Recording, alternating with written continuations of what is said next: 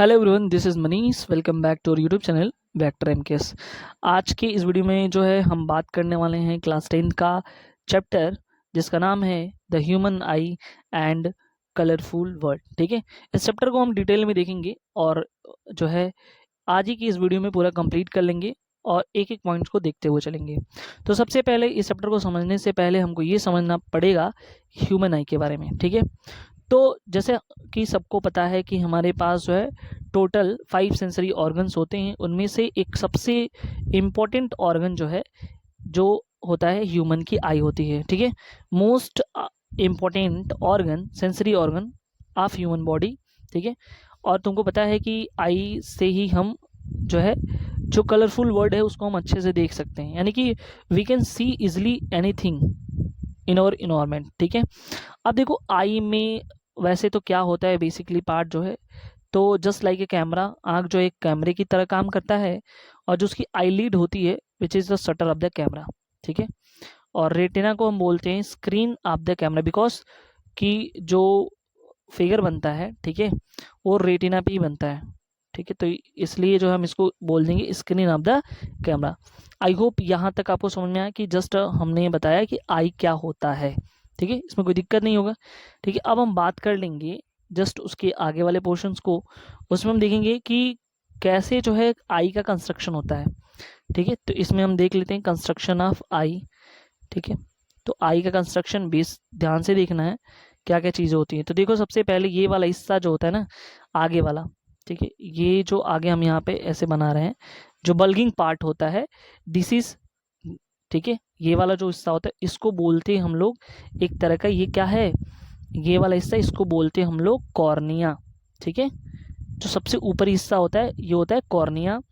उसके जस्ट अगर अंदर चले जाओगे तो अंदर हम दूसरे कलर से इसको दिखाते हैं, इस वाले अंदर, यानी इसके जो कार्निया है उसके अंदर हम चले जाएंगे तो ये वाला देखो जो ग्रीन से मैं रिप्रेजेंट कर रहा हूँ पॉइंट पॉइंट करके, ये वाला एक तरह का लिक्विड होता है जिसको हम बोलते हैं क्या, एक्वस ह्यूमर। ठीक है, इसको क्या बोलते हैं, एक्वस ह्यूमर। एक्वस ह्यूमर के जस्ट अंदर, ठीक है, यहाँ पे ये वाला हिस्सा, ठीक है, मैं इसको कलर कर दे रहा हूँ। ठीक है, ये वाला हिस्सा ये होता है क्रिस्टलाइन, ये होता है क्या, क्रिस्टलाइन लेंस।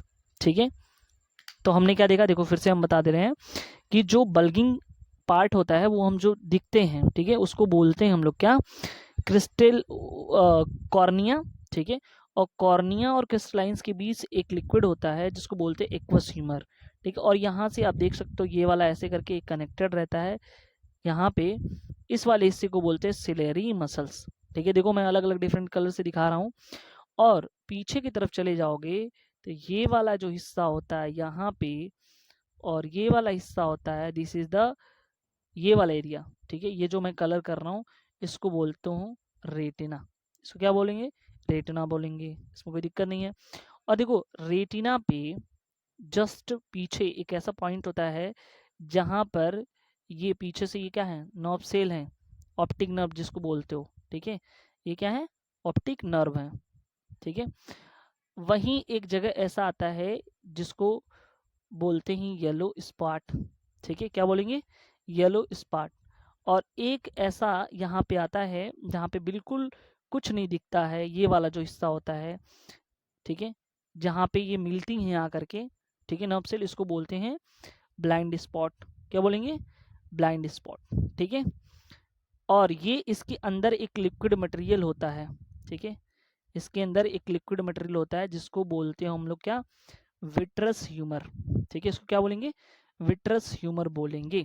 ये हो गया हमारे पास कुछ इंपॉर्टेंट। अच्छा, एक चीज रह गया है, आइरिस क्या होता है, तो देखो हम बता रहे हैं और अच्छे से दूसरे वाले फिगर में। ठीक है, दूसरे वाले फिगर को हम अच्छे से समझेंगे। इस वाले फिगर में देखो ये हम बना कर रखे हैं, इस वाले फिगर में क्या चीजें हमको समझना है। ठीक है, देखो तो ये वाला हिस्सा क्या होता है, ये हमने बनाया आई का स्ट्रक्चर। ठीक है, ये है आई का स्ट्रक्चर। और अगर किसी की आंखों में देखते हो तो ये वाला जो सबसे मिड पॉइंट पे ब्लैक एक बीच में रहता है सबसे, वो होता है, ठीक है, तो बीचों बीच में ब्लैक होता है उसको बोलते हैं यहाँ पे, चूंकि हम इसको रेड से दिखाए हैं, इसको बोलते हैं प्यूपिल। क्या बोलेंगे, प्यूपिल ये होता है। और ये जो पॉइंट पॉइंट करके है ना उसमें डॉटेड लाइन दिखा दिया, ठीक है, ये वाला हिस्सा, ठीक है, इसको बोलते हैं हम लोग क्या, आइरिस। क्या बोलेंगे, आइरिस। जो बीच वाला ये हिस्सा है इसको क्या बोलेंगे, ये होगा पिपिल। और जो ये कलर्ड वाला हिस्सा होता है जो हम देखते हैं, बेसिकली कई लोगों का आइरिस चेंज होता है, कुछ लोगों का ब्लू होते हैं तो कुछ लोगों का जो है ब्राउन होता है, ठीक है। तो ये वाला हिस्सा आइरिस कहलाता है। और आइरिस के बीच में ब्लाइंड स्पॉट, ब्लाइंड स्पॉट नहीं कह सकते उसको हम, एक फाइन डॉट टाइप रहता है, ठीक है।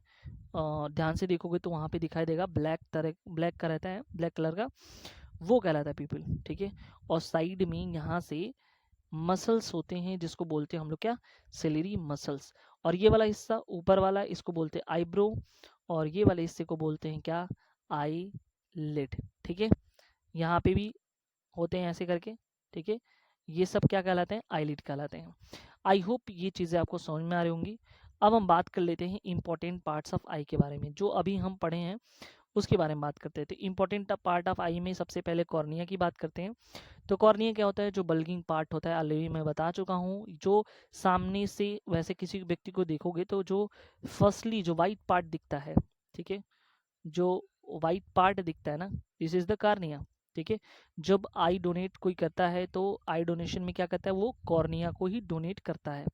ये तो सबको पता ही होगा, ठीक है, इसमें कोई दो राय नहीं है। अब हम बात कर लेते हैं, ये देखो यहाँ पे लिखा हुआ है, ये कैसा होता है, सिपली होता है, कवर्ड बाय द ट्रांसपेरेंट, ठीक है, प्रोटेक्टिव मेम्ब्रेन से कवर्ड होता है, जिसको कॉर्निया बोलते हो, इसमें कोई दो नहीं, ठीक है। आइरिस के बारे में बात कर लेते हैं।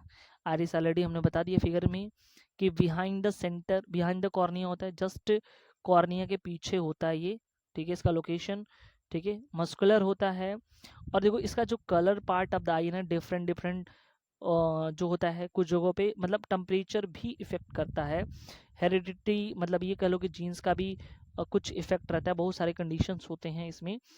तो ये मान के चलना कि colour, why colours are different in different peoples, ठीक है, मतलब देखने में भी पता चला। ऐसे वैसे देखो कि जो कोल्ड कोल्ड वाले रीजन होते हैं, जो ठंड प्रदेश वाले होते हैं व्यक्ति, वहाँ पे अधिकतर उनका जो कलर होता है आई का, वो आई का ना कर ले भाई, आयरिस का कर लो, ठीक है। आयरिस का कलर जो होता है वो डिफरेंट होता है, डिपेंड ऑन द पिगमेंट, उसमें पिगमेंट होता है which is present in the different human आई, अलग अलग ह्यूमन के आई में जो प्रेजेंट होता है। The pigment are depend the genetic, मैंने ऑलरेडी बताया कि जेनेटिक पर डिपेंड करेगा, टेम्परेचर पर डिपेंड करेगा, एटमॉस्फेयर पे भी डिपेंड करेगा, ठीक है। वैसे तुमको बता दें कि जो कोल्डर रीजन होते हैं वहाँ के लोगों का जो है क्या होता है, कलर जो है ब्लू होता है, ठीक है, ये हमने बता दिया, ठीक है। और उसके बाद जो है हम देखते हैं आइरिस कंट्रोल करता है अपनी साइज को, देखो कैसे आइरिस क्या होता है, वो अपनी साइज को जो है ना कंट्रोल करता है। कैसे कंट्रोल करता है, देखो कभी वो छोटा बन जाएगा, ठीक है, कैसे ये छोटा बन जाएगा इसको हम समझ लेते हैं। अभी देखो जैसे मान लो कि लाइट जैसे ही पड़ा उस पर, ठीक है, जैसे मान लो लाइट जो है पड़ा, ठीक है, तो वो आइरिस जो है ना क्या कैसा हो जाएगा, वो छोटा हो जाएगा, स्मॉल, ठीक है। एक्सपेरिमेंट कर लेना ये, अगर लाइट की कमी आई, ठीक है, तो वहाँ पे आइरिस क्या करेगा, अपना बड़ा हो जाएगा। अब इसका हम एग्जांपल देते हैं। सपोज कर लो कि तुम अगर मान लो कि क्या हो, बाहर से आए, ठीक है, मतलब धूप में से आए तुम, ठीक है, तो वहाँ पे क्या होता है, धूप में से आने के बाद धूप, और जैसे कमरे में एंटर किए तुमको दिखाई नहीं देगा, ठीक, उस टाइम जो है अंदर की चीज़ें नहीं दिखाई देंगी, ठीक, कमरे के अंदर, बिकॉज तुम ज़्यादा लाइट से आए हो, ठीक है।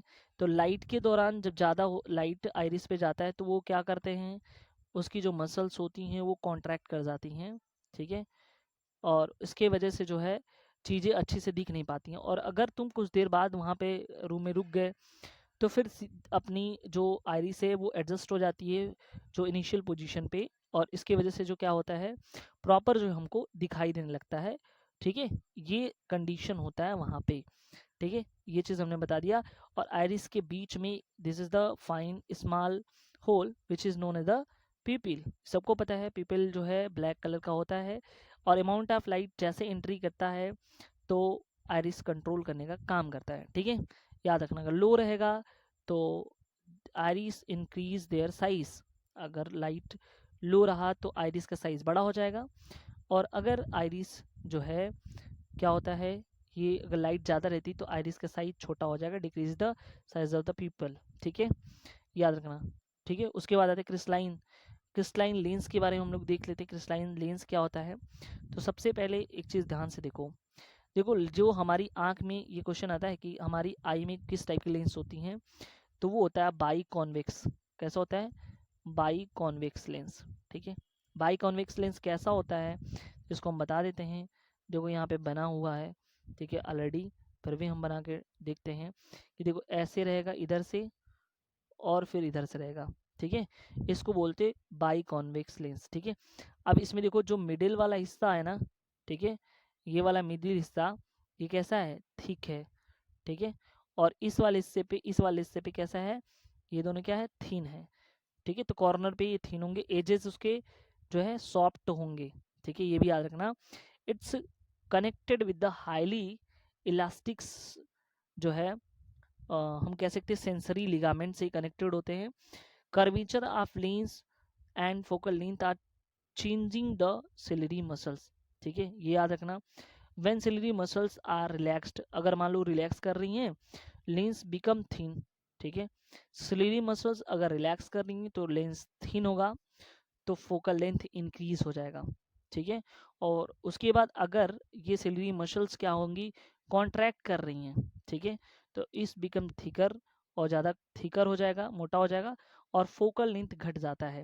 यानी कि हमको ये समझ में आया कि अगर मान लो यहाँ पे मोटे मोटे समझ लेते हैं कि देखो सारा खेल इसमें किसका है?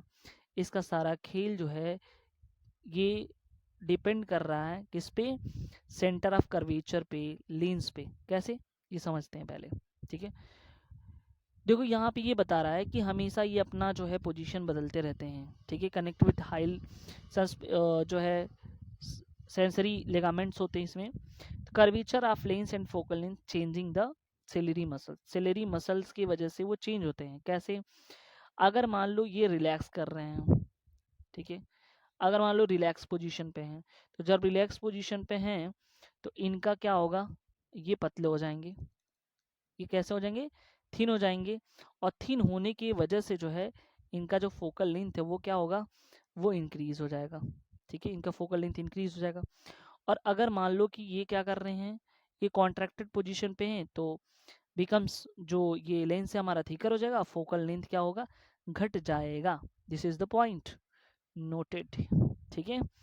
अब हम बात करते हैं पांचवा जो पॉइंट इंपॉर्टेंट हमारे लिए डेफिनेशन क्लास में, एक्वस ह्यूमर क्या होता है। ऑलरेडी हमने बता दिया कि एक्वस ह्यूमर क्या हो। जैसे मान लो ये हम ऐसे बनाते हैं फिगर, ठीक है, तो हमने बताया ये वाला जो हिस्सा होता है इसको हम लोग बोलते हैं क्या? ये वाला आगे वाला हिस्सा बल्किंग पार्ट, इसको बोलते हैं कॉर्निया, ठीक है। और कॉर्निया के बाद हमने बोला था देखो इसके बीच एक लिक्विड भरा रहता है, यहाँ पे होता है लेंस, ये वाला हिस्सा क्या होता है? लेंस होता है। यहाँ पे साइड में लगा रहता है सिलरी मसल्स, ठीक है, लेंस और, ठीक है, स्लाइन लेंस इसको बोलते हैं। और कार्निया के बीच ये जो डॉटेड वाला हम दिखा रहे हैं, this is the aqueous humour. बात समझे? एक लिक्विड मटेरियल होता है जिसको बोलते हैं हम लोग क्या? एक्वस ह्यूमर, ठीक है। Space between the cornea and जो है इंटीरियर, जो इसका एक वाटर एक्वा, देखो एक्वस का ये जो बना है एक्वा, ठीक है, एक्वा ह्यूमर है ये, ठीक है। तो इसको हम देखते हैं, एक्वा का मतलब होता है वाटरी, तो वाटरी लिक्विड होता है, ठीक है, ये याद रखना। तो कहाँ प्रेजेंट होता है? ये सबसे इंपॉर्टेंट है, प्रेजेंट कहाँ होता है? तो प्रेजेंट होता है किसके किसके बीच? कॉर्निया और इसके क्रिस्टलाइन लेंस के बीच ये प्रेजेंट होता है, इसमें कोई दिक्कत नहीं है, ठीक है।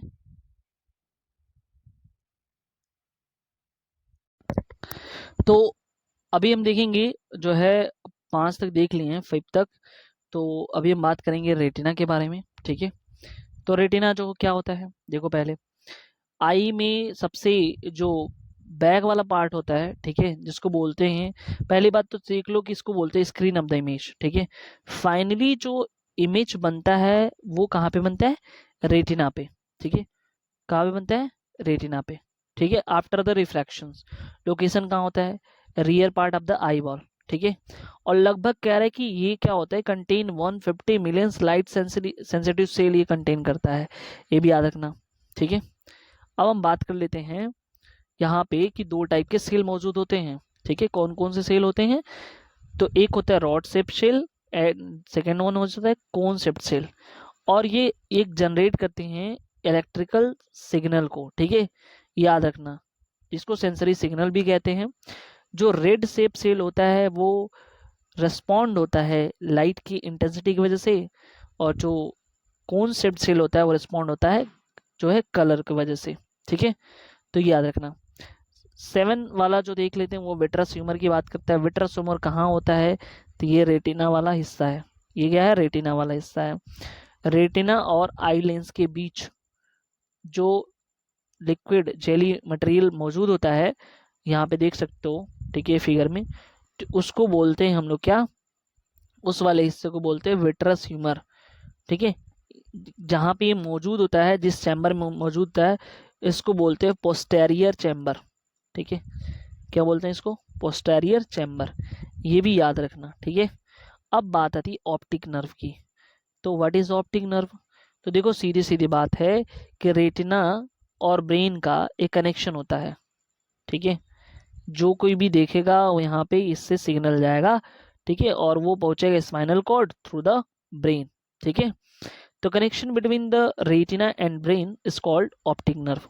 सबसे बड़ी बात ये क्या करता है, transmit the signal from the retina to the brain, ठीक है।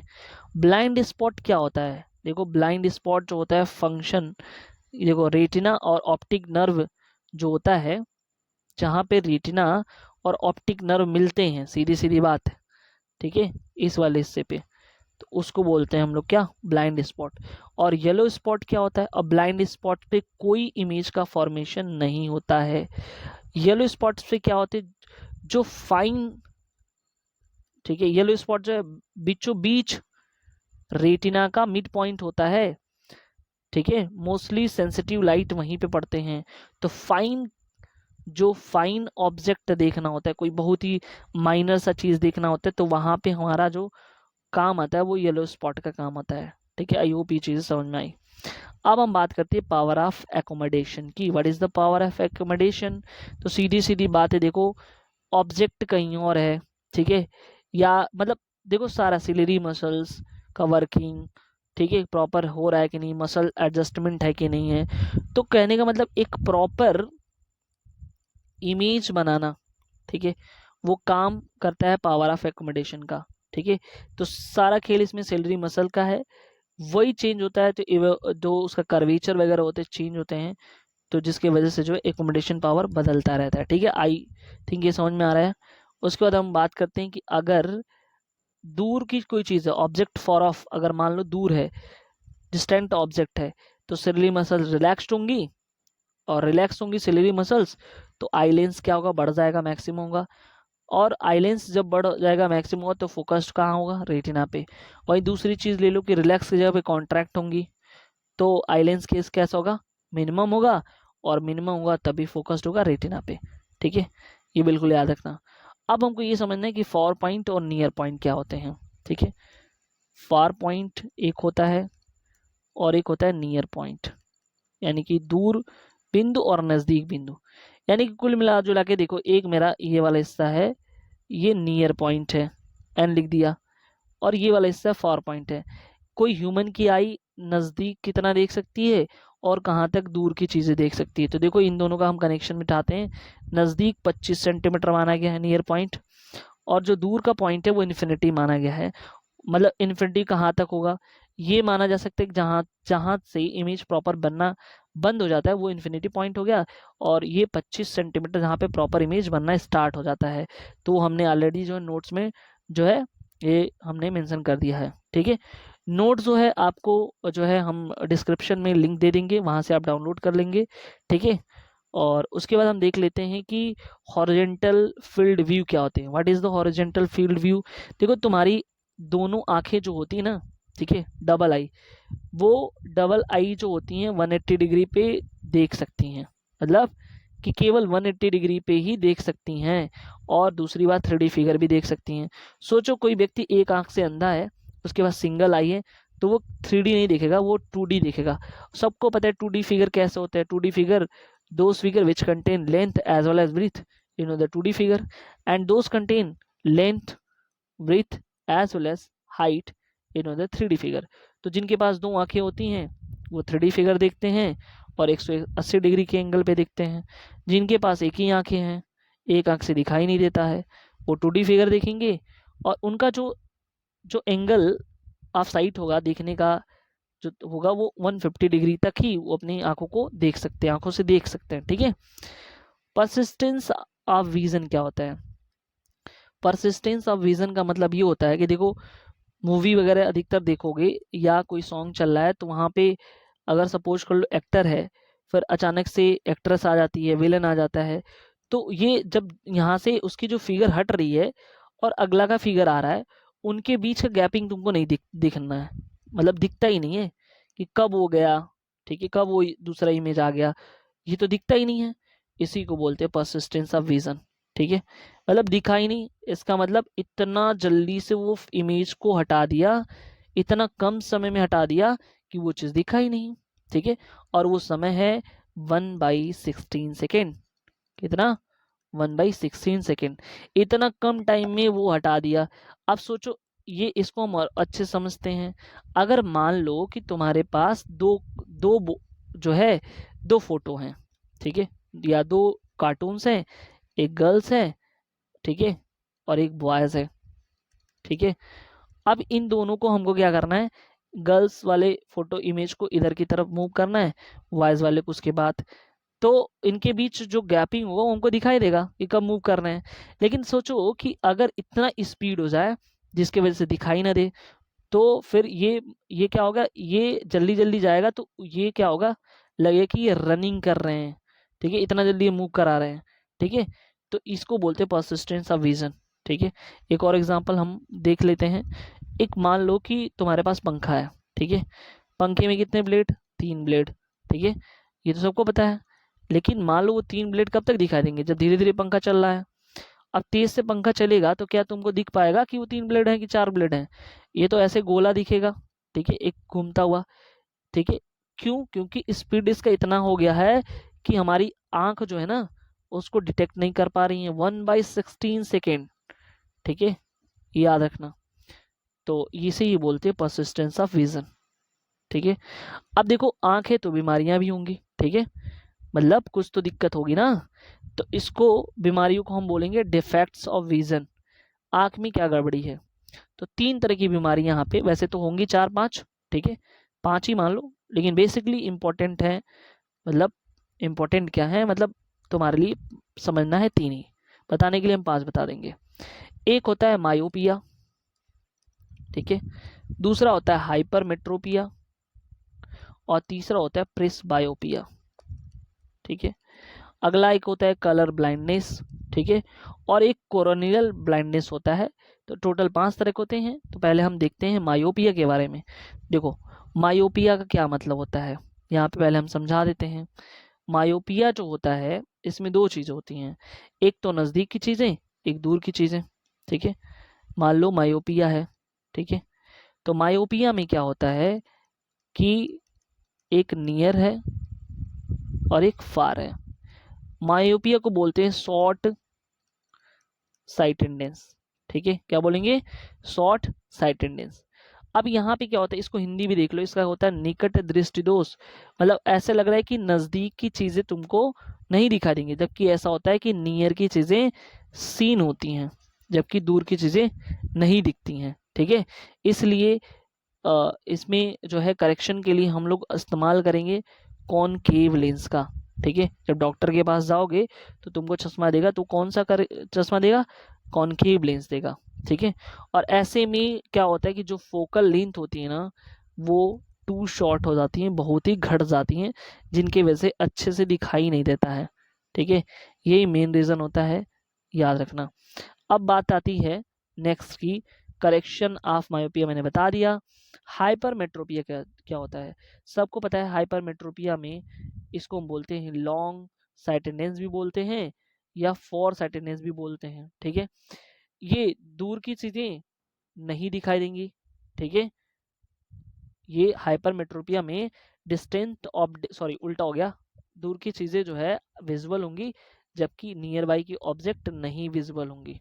ठीक है, देखो क्या है हाइपर मेट्रोपिया। ठीक है, एक बार फिर से देखते हैं, यहाँ पे हम इसको इरेज कर देते हैं। देखो, दो चीज़ हमने बताया तुमको, ठीक है, दो चीज़ बताया, एक हमने बताया क्या, मायोपिया, ठीक है, और एक हमने बताया क्या, हाइपरमेट्रोपिया, ठीक है। तो यहाँ पे देखो, मायोपिया में क्या होता है, जिसको बोलते हैं हम लोग क्या, निकट दृष्टि दोष, मतलब ऐसे सोच लो कि ये निकट की, तुमको ऐसा लग रहा है कि निकट की दिखाई नहीं देंगी, ठीक है, जबकि ऐसा इसमें होता है, ठीक है, निकट की दिखाई देती हैं, नज़दीक की दिखाई देती हैं, ठीक है, और इसमें क्या होता है, इसमें नज़दीक की दिखाई देंगी, दूर की नहीं दिखाई देंगी, और हाइपरमेट्रोपिया में दूर की, ठीक है, दिखाई देंगी, नज़दीक की नहीं दिखा देंगी। मायोपिया में जो लेंस हम इस्तेमाल करेंगे वो कॉनकेव इस्तेमाल करेंगे, और इसमें जो इस्तेमाल करेंगे वो कौन सा, कॉन्वेक्स इस्तेमाल करेंगे, ठीक है। दोनों डाउट्स क्लियर हो गया तुम्हारा, आई थिंक, ठीक है, ठीक है, कंफ्यूज ना होना, मायोपिया में नज़दीक की नहीं दिखाई देती हैं, ठीक है, तो जब नहीं दिखाई देती तो दूर की दिखाई देंगी, और हाइपरमेट्रोपिया में क्या होता है, नज़दीक की दिखाई देती हैं, दूर की नहीं दिखाई देती हैं, ठीक है, ये याद रखना। अब आता है प्रेसबायोपिया। प्रेसबायोपिया देखो, ये सभी बच्चों को, जवान को नहीं होता है, यंगर पर्सन को नहीं होता है, ये एजिंग पर्सन को होता है। किसको, एजिंग पर्सन, एजिंग पर्सन मतलब बूढ़ा व्यक्ति, ठीक है, उनमें ये इनकी क्या होती है, फ्लेक्सिबिलिटी जो होती है ना, डिक्रीज कर जाती है, और उनके जो पावर ऑफ एकोमोडेशन है वो आल्सो डिक्रीज कर जाते हैं, जिसकी वजह से उनकी दूर की चीज़ें दिखाई नहीं देती हैं, और न ही नज़दीक की चीज़ें दिखाई देती हैं। ऐसे केसेस में क्या है, नियर और फॉर दोनों की दिक्कत है, यानी कि दोनों आधा आधा चश्मा लगाएंगे, मतलब दोनों का लेंसेज लगेंगे, इसलिए ऐसे लेंसेज को बोलते हैं बाईफोकल लेंस, कॉनकेव और कॉन्वेक्स दोनों होंगे, ठीक है। चलो नेक्स्ट देखते हैं, कॉर्नियल ब्लाइंडनेस क्या होता है। Defects when related to the cornea, cornea से संबंधित कोई दिक्कत है, कई बार देखोगे कि अधिकतर ये मिल जाता है, क्लाउडी हो जाता है उसका, या आंखें, कॉर्निया या डिजीजेस जो है, एक लेयर चढ़ जाता है कॉर्निया के ऊपर, तो जिसकी वजह से प्रॉपर दिखता नहीं है वो लेयर, किसके वजह से, इन्फेक्शन भी हो सकता है, इंजरी भी हो सकती है। कैसे उसको सही करेंगे, तो देखो सर्जिकल मेथड अपना लेंगे, या दूसरा हम ट्रांसप्लांट कराएंगे, कॉर्नियल ट्रांसप्लांटेशन बोलते हैं या कॉर्नियल ग्राफ्टिंग बोलते हैं, इससे दूर हो सकता है कॉर्नियल ब्लाइंडनेस को। एक होता है कलर ब्लाइंडनेस, कलर ब्लाइंडनेस में व्यक्ति क्या करता है, अपना जो है कलर पहचानने में, डिस्टिंग्विश करने में, मतलब सक्षम नहीं होता, उसको कलर में डिस्टिंग्विश ही नहीं होता है, तो ये कलर ब्लाइंडनेस का एग्जाम्पल है, ठीक है। और एक चीज बता दी, कॉर्नियल ब्लाइंडनेस से कोई व्यक्ति जो है अपना जो है विजन्स जो है, या देखने का वो चीज़ें जो है नहीं खो सकता है, वो क्योरेबल है, ऐसा नहीं कि क्योर नहीं किया जा सकता है, लेकिन अगर लॉन्ग टाइम ऐसा रहा तो खराब भी हो सकता है, ठीक है। ये है तुम्हारे पास प्रिज्म, ठीक है, रिफ्लेक्शन लाइट थ्रू प्रिज्म, तो ये वाला हिस्सा, ये वाला ऊपर वाला हिस्सा, इसको बोलते हैं क्या, रिफ्लेक्टिंग एजेस, नीचे वाले ये वाले हिस्से को बोलते हैं रिफ्लेक्टिंग सरफेस, और ये वाला हिस्सा भी रिफ्लेक्टिंग सरफेस है, दिस इज द बेस, ठीक है। अच्छा, अब ये वाला हमको समझना है, यहाँ पे इसमें मान लो ऐसे हमने बनाया है, ठीक है, तो ये वाला अगर मान लो यहाँ पे एंगल है, तो इसको बोलते हैं एंगल ऑफ प्रिज्म, क्या बोलेंगे, एंगल ऑफ प्रिज्म बोलेंगे, याद रखना, दिस इज द बेस, ठीक है। ट्रायंगुलर प्रिज्म होता है, कैसा होता है, ट्रायंगुलर शेप में होता है, उसका बेस ट्रायंगुलर होता है, ठीक है, याद रखना। अब हम यहाँ पे एक फिगर हम देख लेते हैं, ये फिगर क्या कहता है, यहाँ पे पूरा हम समझेंगे। देखो, ये है मेरे पास एक ट्रायंगल, ठीक है, यहाँ से लाइट गई, ठीक है, सॉरी ऐसे, और इसका नॉर्मल ये है, तो यहाँ पास की, फिर यहाँ से ऐसे ये नॉर्मल यहाँ पे, ठीक है, ये I1 है, और यहाँ पे R1 है, ये R2 है, और यहाँ पे जो है इसको I2 बोल दो, एंगल ऑफ इंसिडेंस और एंगल ऑफ रिफ्लेक्शन। तो यहाँ पे R1 जो है छोटा होगा I1 से, यहाँ पे I2 बड़ा होगा R2 से। यहाँ पे देखो एंगल, इसका फॉर्मूला बस हमको समझना है, क्या फार्मूला, तो वो मैं लिख देता हूँ, ठीक है, पूरा ये डिस्क्रिप्शन नहीं हमको देखना होता है, ठीक है। फॉर्मूला क्या है ये समझो, फॉर्मूला यहाँ पे निकाला, n equal to sine A plus delta M upon 2 upon sine A/2, ये फार्मूला है, ठीक है। और इसको जो डेल्टा में, इसको बोलते हैं डेविएशन एंगल, डेविएशन एंगल हम समझा देते क्या होता है, ये चीज़ तो समझना ही पड़ेगा। देखो ये ट्रायंगल है, ट्रायंगल बोले तो मतलब प्रिज्म वाली, ठीक है, प्रिज्म का ये वाला हिस्सा होता है, ठीक है। अब देखो ये वाली लाइट ऐसे गई, यहाँ पे आई, इधर निकल गई।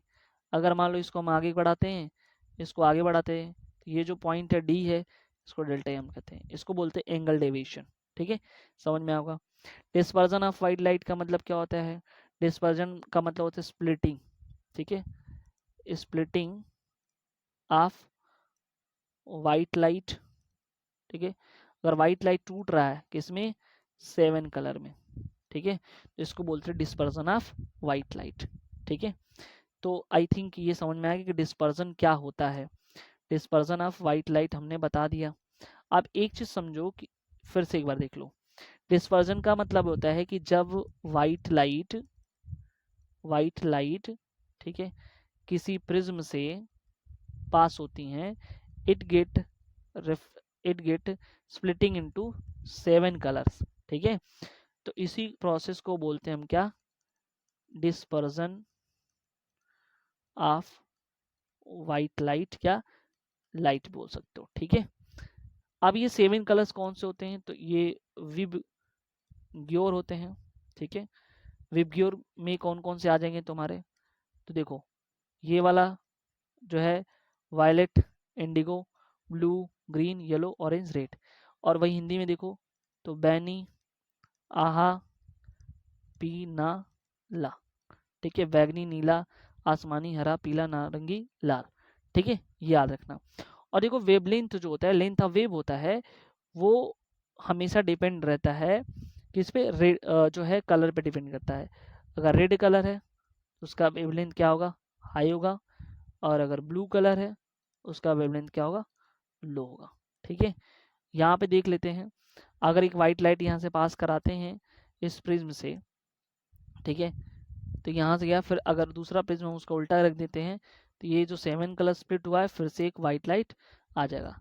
डिस्पर्जन के कारण क्या होते हैं तो मैंने ऑलरेडी बता चुका, सीधे 7 कलर्स में ब्रेक हो जाता है, और ब्रेक जब होता है तो वेवलेंथ उसका अलग होता है, ठीक है। वाइट लाइट्स में वेवलेंथ जो है रेड कलर का मैक्सिमम होता है, और जो उसके बाद ये स्पीड इसका भी मैक्सिमम होता है, मतलब रेड कलर का वेवलेंथ भी मैक्सिमम, ठीक है, और स्पीड भी मैक्सिमम, तो ये दोनों याद रखना।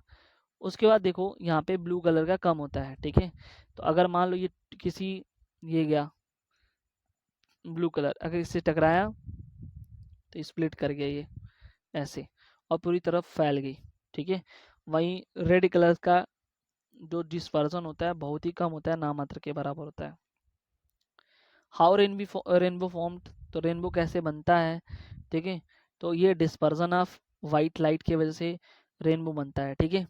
अब देखो कैसे यहाँ पे है, तो जितने भी जो रेन ड्रॉप्स होते हैं just like behave as a prism, ठीक है, तो जब लाइट वहाँ उस जो ड्रॉप्स उसमें पड़ती है तो वहाँ पे वो ब्रेक हो जाता है 7 कलर्स में, ऐसे हजारों जो है लाइट्स पड़ेंगी, ठीक है, मतलब हजारों ड्रॉप्स पे लाइट पड़ेंगे जिसके वजह से जो है ये रिफ्लेक्शन उसमें होगा, ठीक है, यानी कि डिस्पर्जन ऑफ लाइट होगा, और light takes place undergoing refraction, ठीक है।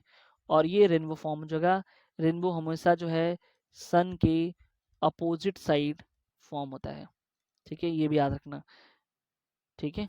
उसके बाद देखो यहाँ पे हमने बताया क्या कि ये वाला पोर्शन में देखो ये इनर आर्क है, वेवलेंथ यहाँ पे कम होता है, वायलेट का इंडिगो का इंक्रीज करते जा रहा है, देखो देखो देखो देखो यहाँ पे रेड का आउटर पार्ट वेवलेंथ क्या हाई, यहाँ पे क्या ब्लू का, ठीक है, वायलेट का कम, ठीक है। अब आ जाओ एटमॉस्फेरिक रिफ्रैक्शन पे।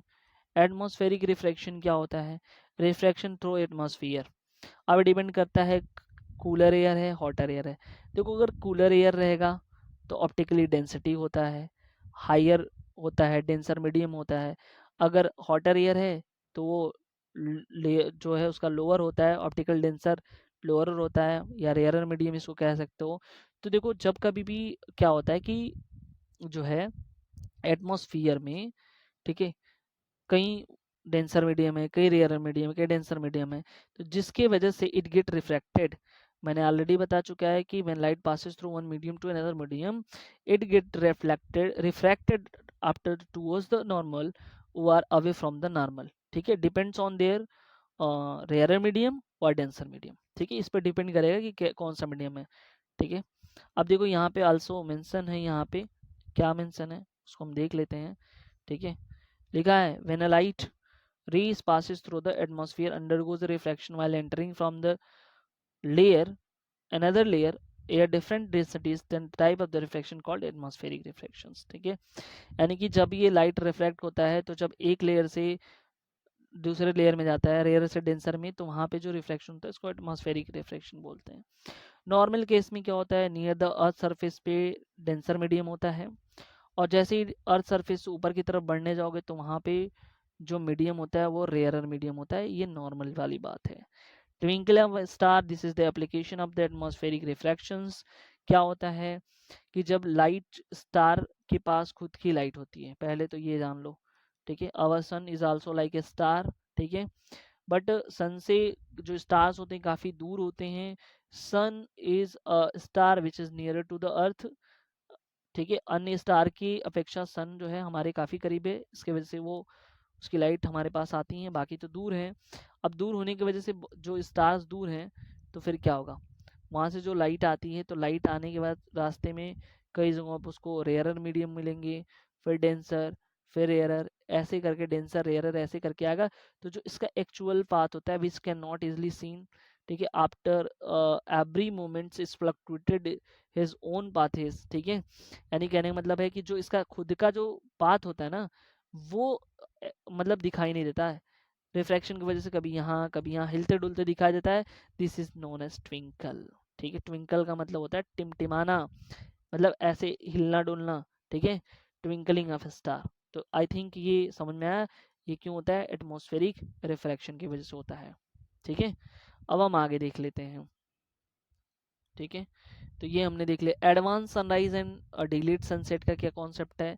यहाँ भी एटमॉस्फेरिक रिफ्लेक्शन होता है, 2 मिनट पहले ही सनराइज अपने एक्चुअल सनराइज से दिखने लगता है, ठीक है। यानी एक्चुअल जो सनराइज का टाइम है ना उसके 2 मिनट बिफोर, ठीक है, ये तुमको सीन होने लगेगा। जो एक्चुअल सनसेट का टाइम होता है उसके 2 मिनट बाद भी तुमको दिखाई देगा सनसेट होते हुए।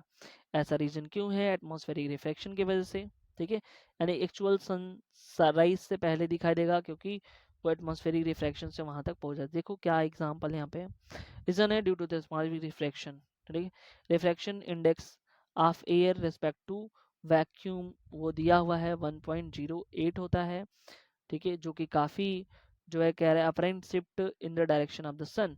तो ऐसा लगता है कि वो सन की तरफ डायरेक्शन की तरफ मूव है, ठीक है। जब देखो सीधी सीधी बात है, जब कोई पूछेगा कि वाई जो है सनसेट जो है सनसेट डिलेड एंड सनराइज जो है पहले हो जाता है, इसका सबसे बड़ा रीजन है atmospheric refraction. Scattering of light समझ लेते हैं, what is the scattering of light. So simple, the process of light which get deflected and diffused after the collision of the particles। मतलब सोचो कि यहाँ पार्टिकल्स है, एक लाइट आई या टकराई, अब ये ऐसे टुकड़ों में टूट गई चारों तरफ, ठीक है, इसको बोलते हैं स्कैटरिंग। स्कैटरिंग मतलब होता है टूट के बिखर जाना, मतलब चारों तरफ फैल जाना, कुल मिला जुला की बात ये है। तो ये फैल गया इसको बोलते हैं स्कैटरिंग। चूंकि लाइट है तो स्कैटरिंग ऑफ लाइट इसको बोलेंगे। कोई दिक्कत, जो कोई भी दिक्कत हो कमेंट सेक्शन में कमेंट जरूर कर लेना, ठीक है। ये पीडीएफ जो है हम लिंक जो है इसका पीडीएफ का लिंक हम डिस्क्रिप्शन में जो है डाल देंगे, वहां से आप इसको डाउनलोड कर लीजिएगा, ठीक है। टिंडल इफेक्ट क्या होता है, ठीक है, अगर ये पता चल गया तो टिंडल इफेक्ट देखो, हमको पता है कि सॉल्यूशन जो होते हैं ना, हमारे पास एक ट्रू सॉल्यूशन होता है और ट्रू सॉल्यूशन में जो पाथ होते हैं हमको नहीं दिखते हैं, ठीक है। जबकि वहीं अगर हम कोलाइडल सॉल्यूशन ले लेते हैं तो उसके पाथ दिखेंगे। कोलाइडल सॉल्यूशन में जैसे हम ले लिए दूध, अगर हम टॉर्च की लाइट डलाते हैं या कोई लाइट पास कराते हैं, his path is are visible, इसके रास्ते जो है जो ट्रैवलिंग रास्ता है वो हमको दिखने लगता है, ठीक है। तो ये जो रास्ता पाथ विजुअल हो जाता है इसको ही बोलते हैं हम लोग क्या, टिंडल इफेक्ट। बात समझ में है? देखो फिर से, ठीक है। तो जब कभी भी हम यहाँ पे लिखते हैं scattering of light respondent particle present in the medium through the which beams of light passing through the path lights becomes, we know the Tyndall effect। यानी कि फाइनली का मतलब ये है कि देखो भाई, ये लाइट यहाँ है, पास हुई, दिखा, होमोजीनियस मिक्सचर हम बता रहे थे, और इसी को बोलते टू सॉल्यूशन, नहीं दिखा। लेकिन अगर यहाँ पे हम ले लें, ये पाथ विजुअल हुआ, कोलाइडल सॉल्यूशन लिया, हेट्रोजीनियस मिक्सचर है, दिखा, बस पाथ विजुअल हो जाए, इसको भी बोलते हैं टिंडल इफेक्ट। टिंडल इफेक्ट में जो पाथ विजुअल हुआ, तो एक साइंटिस्ट है जिनका नाम था ब्राउनियन, उन्होंने कहा कि जो उसके पार्टिकल्स होते हैं ना, वो घूमते रहते, कैसे, जिग जैग मोशन में, और जिग जैग मोशन को ही बोलते हैं क्या, ब्राउनियन मोशन। क्या बोलेंगे, ब्राउनियन मोशन। तो ये बिल्कुल याद रखना। Colour of scattered light depends on there scattering particles, ठीक है, ये भी याद रखना। साइज जो होता है ना, साइज, वेवलेंथ की शॉर्टर साइज है, स्कैटरिंग जो है लाइट क्या होगा, ज़्यादा होगा। लॉन्गर वेवलेंथ है तो स्कैटरिंग ऑफ लाइट कम होगा।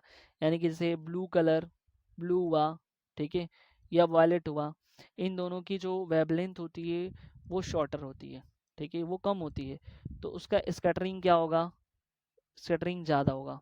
वहीं अगर रेड की बात कर देते हैं, तो उसका वेवलेंथ जो है क्या होता है, हाई होता है, ठीक है, हाई होने की वजह से इसका स्कैटरिंग क्या होता है, कम होता है, मिनिमम होता है। यही रीज़न है कि जो डेंजर सिग्नल्स होते हैं, ठीक है, उनमें जो है रेड कलर का इस्तेमाल होता है, because scattering of light very slow to the other colours, ठीक है। अब ये चीज़ हो गया। एक चीज़ और बता दें, इंटेंसिटी जो होती है 1/λ के 4 पावर के इक्वल होती है, ठीक है, ये भी याद रखना। वायलेट लाइट का लेस वेवलेंथ होता है, स्कैटरिंग ज़्यादा होगा। रेड लाइट का मोर वेवलेंथ होता है, स्कैटरिंग कम होगा। ब्लू कलर ऑफ स्काई क्यों हमको दिखता है, ये भी साथ में समझना है। जो ब्लू कलर होता है स्मॉल वेवलेंथ होता है, स्कैटरिंग ज़्यादा होती है, रेड कलर का कम होती है। तो atmosphere having the fine particles, अब तुमको पता है कि ब्लू कलर हर से टकराएगा, तो टकराएगा तो फिर स्कैटरिंग होगा, तो पूरे एटमॉस्फेयर में ब्लू कलर ही फैलेगा, जिसकी वजह से हमारी आँख जो है कैसा दिखेगी, मतलब उसको ब्लू ही कलर दिखेगी ना, वायलेट हो या ब्लू कलर दोनों होगा, ठीक है। अगर मान लो तुम शिप उसमें जा रहे हो, स्पेस शिप में, ठीक है, और स्काई कैसी दिखाई देगी तुमको, ब्लू कलर की दिखाई देगी। लेकिन मान लो तुम अगर ओशंस वगैरह को देख रहे हो, लेक्स को देख रहे हो, तो वो कैसे दिखाई देगा, वो भी तुमको जो है कैसे दिखाई देगा, ब्लू कलर का। क्यों, स्कैटरिंग ऑफ लाइट की वजह से। Reddening reddening of the sun and sunrise and sunset, अब देखो, जब सनराइज होता है या सनसेट होता है तुमको लाल दिखाई देता है, रेडनिंग एकदम लाल दिखाई देगा सन, क्यों, कि देखो जब सनराइज होता है तो सनराइज होता है और सनसेट होता है, देखो दोपहर में तुमको पता है एकदम टॉप पे रहता है नून, तो जब बहुत एकदम करीब आ जाता है तो ये तुमको वाइट लाइट दिखाई देगा, ठीक है। और सुबह और शाम के टाइम में वो कहाँ होता है, नियर द हॉरिजन होता है, तो जिसके वजह से ये दूरी होने की वजह से जो है ये केवल रेड लाइट ही यहाँ तक पहुँच पाती हैं, बाकी लाइट क्या होती हैं, स्कैटर हो जाती हैं, जिसके वजह से ये जब सनराइज होता है, ठीक है, और जब सनसेट होता है तो क्या होता है, तुमको प्रॉपर दिखाई देता है, ठीक है। तो ये हमने बताया at the Noon and the shorter distance, ये सब हमने बताया। और एक चीज़ और हमने बताया कि देखो भाई, जो सिग्नल होता है, सिग्नल, ठीक है, उसमें हमेशा जो है रेड कलर इस्तेमाल इसलिए कहते हैं क्योंकि इसकी जो वेवलेंथ होती है वो काफ़ी दूर तक होती है, और जिसकी वजह से दूर तक जो है वो रेड लाइट दिखाई देता है, ठीक है, और स्कैटरिंग भी कम होती है। तो आई थिंक ये चीज़ समझ में आया। तो हमने पूरा कवर किया आज का इस वीडियो में जो है human I and colourful world के बारे में, ठीक है। मिलते हैं नेक्स्ट वीडियो में नेक्स्ट चैप्टर के साथ। Thank you so much.